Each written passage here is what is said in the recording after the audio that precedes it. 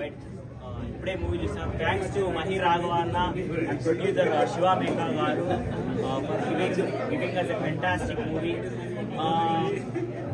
Movie చూసిన తర్వాత మాకందరికీ అనిపించింది ఏంటంటే ప్రతి ఒక్కరికి లైఫ్లో ప్రాబ్లమ్స్ ఉంటాయి. చిన్న చిన్న స్మాల్ ఇష్యూస్కి స్మాల్ ప్రాబ్లమ్స్కి అందరం భయపడిపోతా ఉంటాం.